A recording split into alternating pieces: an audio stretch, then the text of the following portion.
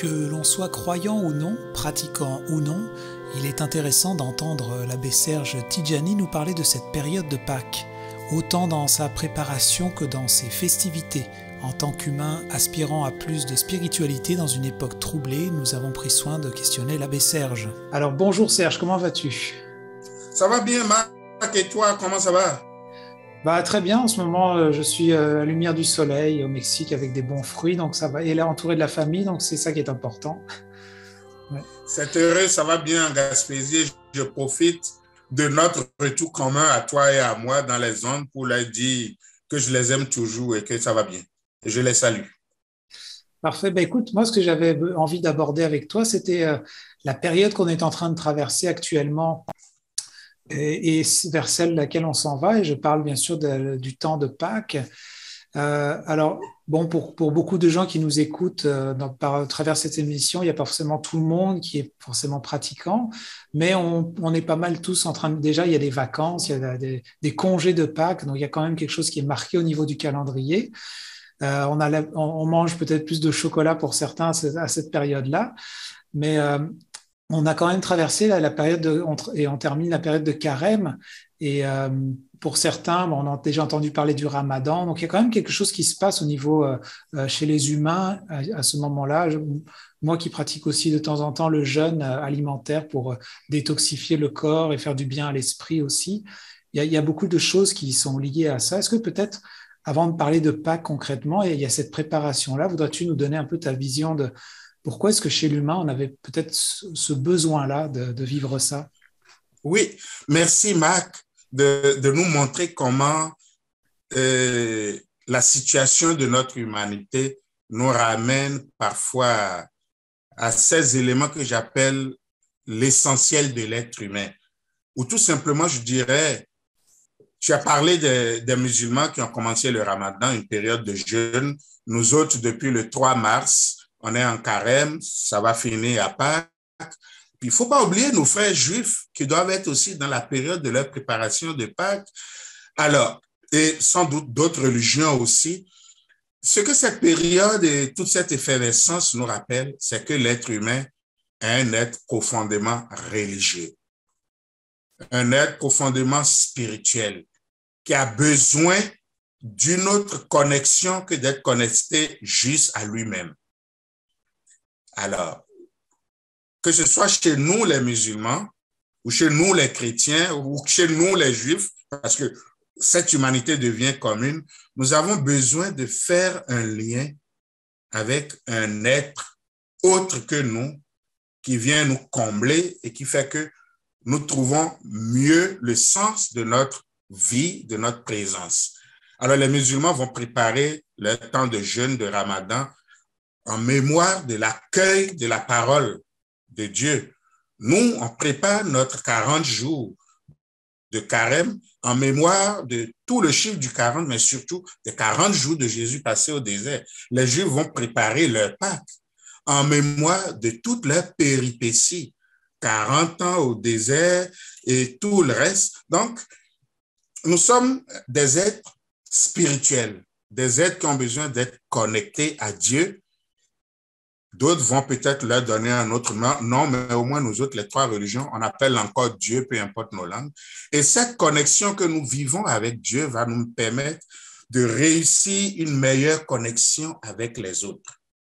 Et c'est ce que je trouve de beau dans notre vie spirituelle, dans notre vie religieuse. Ce n'est pas une vie à mener entre Dieu et moi, puis c'est réglé, mais la qualité de ma connexion avec Dieu, de ma relation avec Dieu, va favoriser aussi la qualité de ma relation d'être, de ma relation avec les autres et de mon épanouissement. Et moi, j'admire que les humains comprennent et vivent ça. Puis, avec le dialogue interreligieux, avec l'écuménisme aujourd'hui, moi, j'ai beaucoup d'admiration pour toutes les personnes qui, peu importe leur religion, vivent la fidélité de la pratique, même dans le calendrier. C'est parce qu'il y a cette notion de préparation, mais parce qu'on s'en va quand même après vers, je ne sais pas si on peut dire au-delà du chocolat, entre guillemets, il y a quand même la notion du sacrifice après qui était donné. Je veux dire, la vie de Jésus qui donne sa vie pour les autres. Oui, justement, nous, Pâques, c'est pour nous les chrétiens, l'événement central, l'événement fondateur même de notre foi. Et donc, la qualité de la préparation, c'est justement pour ça, c'est parce que nous allons à Pâques, qui est ce que nous avons de plus grand, tout le concentré de notre foi. Jésus, qui se fait homme, qui se donne à nous, qui meurt pour nous, qui ressuscite pour nous. Pourquoi? Pour nous donner la vie, pour nous rapprocher de Dieu, pour nous entrer dans l'intimité de Dieu. Et c'est ça la beauté de Pâques pour nous. Donc, quand on se prépare, c'est justement parce qu'on veut être, je vais employer le mot, pas vraiment, on veut être le plus près, le plus propre possible à vivre cet événement-là. Et les chrétiens, ou spécialement pour nous les catholiques, ça va se traduire de diverses façons. On a vécu nos dimanches de carême, on a vécu nos vendredis de chemin de croix, nos vendredis de jeûne, nos temps d'abstinence. Donc, le temps d'attention où ce n'est pas juste des performances physiques, mais on se prépare de l'intérieur par nos moyens humains. Et quand on arrive à Pâques, on dit, on s'est préparé autant qu'on peut pour accueillir cette merveille, pour vivre cette merveille où Dieu meurt, ressuscite pour nous dans la personne de Jésus et nous dit, désormais, vous êtes avec moi, votre vie est désormais la mienne, ou plutôt, ma vie est désormais la vôtre aussi. Je vis avec vous. Votre humanité, je l'assume et je la ressuscite dans ma propre personne de Jésus. Surtout, en plus, dans cette période un peu délicate, internationale qu'on traverse. On termine un peu la pandémie, mais il y a quand même un peu un suspens de différentes stress peut-être possibles au niveau des relations humaines. Je me demande justement si c'est pas un bon temps pour cette période-là de faire un nettoyage dans tous les sens du terme. D'ailleurs, quand j'étais curé en paroisse, je faisais la blague aux fidèles de dire, le ménage de printemps, c'est aussi le ménage de Pâques. Hein, nous autres en Amérique du Nord, on sait ce que ça veut dire faire le ménage de printemps quand finalement la glace fond et qu'on voit tout ce qui s'est passé sur notre cour et même dans notre maison. Alors je dis, on profitera du ménage du printemps pour faire aussi le ménage de notre vie parce qu'on en a besoin. À force d'en emmagasiner sur nous, peut-être sans en être conscient, on finit par s'intoxiquer soi-même. Autant on peut voir comment ce n'est pas propre dehors quand l'hiver finit par partir et qu'on veut emménager, faire du beau paysage. Autant si on s'asseyait parfois en nous, avant de commencer à voir ce qui ne va pas bien dans le monde, dans le dehors, on peut commencer à faire ce ménage en nous. Et je trouve ça beau. Et Pâques va nous aider, nous les chrétiens.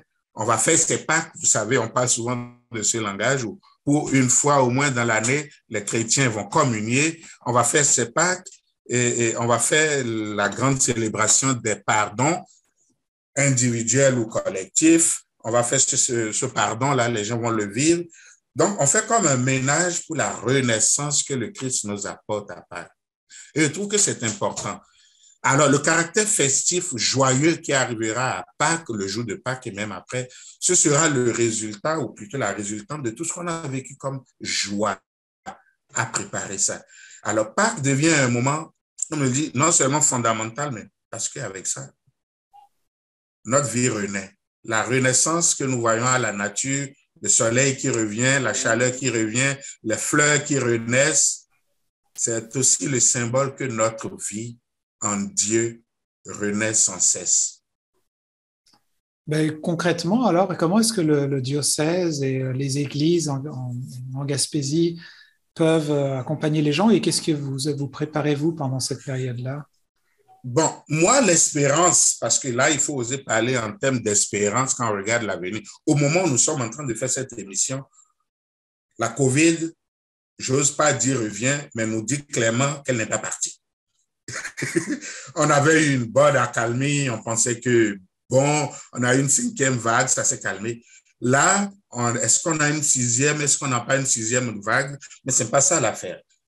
Mais pour les consignes sanitaires et la vie sociale, la vie publique au Québec et au Canada, on a comme un air de liberté où les églises peuvent faire pleine capacité avec des normes sanitaires, évidemment. Les préparations peuvent se vivre avec tout le monde. Et moi, je dis, c'est un retour depuis 2019.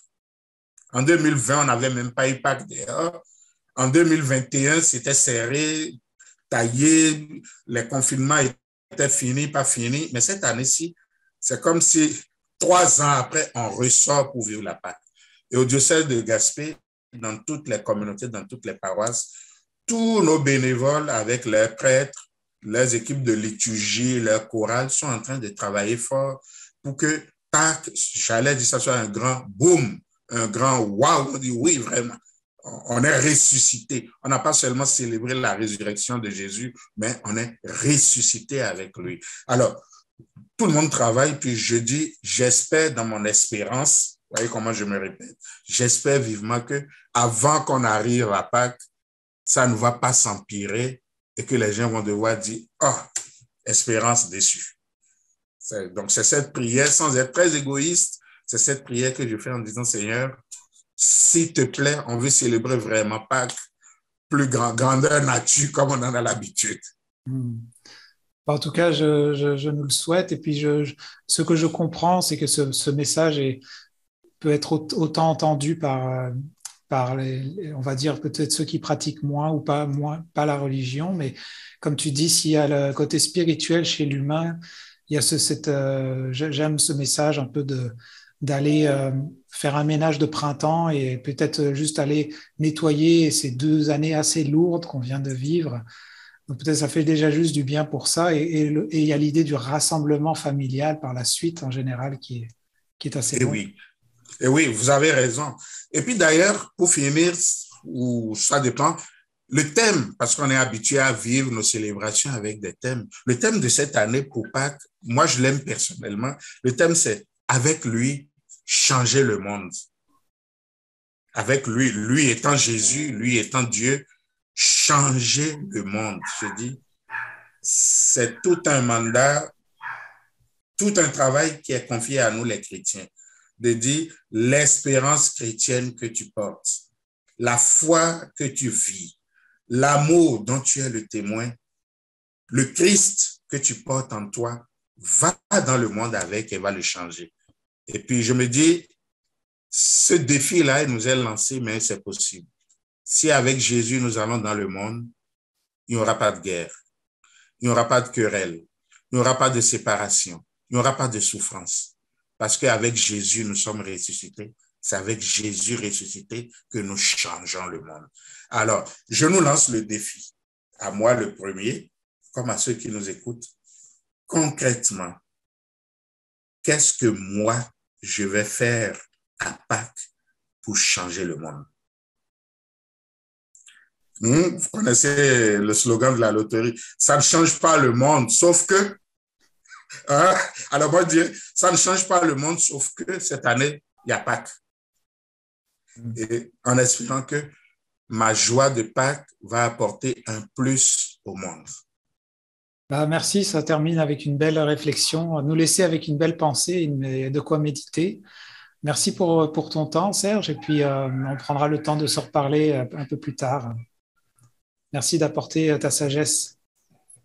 Merci Marc et merci à vous qui nous écoutez et je vous souhaite joyeuse Pâques, vivant, ressuscité, en joie, plein d'amour avec le Christ. Allons et changeons le monde, chacun à son niveau.